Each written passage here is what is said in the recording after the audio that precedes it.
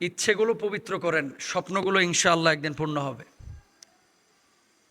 অবৈধ কোনো স্বপ্ন আপনারা দেখবেন না, এবং ইচ্ছাটাকে পবিত্র রাখবেন। ইচ্ছা বুঝছেন? ইচ্ছার সাথে সম্পর্ক কার? হৃদয়ের। আপনি যখন একটা কাজ করবেন, এই কাজটা কোত্থেকে, মানে প্রথমে আপনার হৃদয়টা সিগন্যাল দেয়, কল্পটা সিগন্যাল দেয় আপনার ব্রেনে, আপনার মস্তিষ্কে। সেখান থেকে কিন্তু আপনি কাজটা করার জন্য প্রস্তুতি নেন, আপনার ভিতরে স্পিড তৈরি হয়, আপনার ভিতরে স্পৃহা তৈরি হয়। এই জন্য আমাদের প্রত্যেকটা মানুষের প্রথমে ইচ্ছেগুলো পবিত্র হতে হবে। আপনি তো শুধু ইচ্ছে পোষণ করেন, বাইক কিনবেন, ইচ্ছে পোষণ করেন আমার যদি ভালো একটা গার্লফ্রেন্ড থাকতো, আমার যদি একটা ভালো বয়ফ্রেন্ড থাকতো। এগুলো কিন্তু পবিত্র ইচ্ছা না ভাই। পবিত্র ইচ্ছা কি? আমি মানুষ হব। পবিত্র ইচ্ছা কি? আমি মানুষের উপকার করব। পবিত্র ইচ্ছা কি?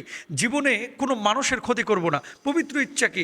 মানুষের উপকার করতে না পারলেও আমার দ্বারা কোনো মানুষের ক্ষতি হোক, এটা আমি কখনো করব না। পবিত্র ইচ্ছা কি? আমি আমার বাপ মাকে ভালোবাসবো। পবিত্র ইচ্ছা কি? আমি কোনোদিন নামাজ কাজা করব না। পবিত্র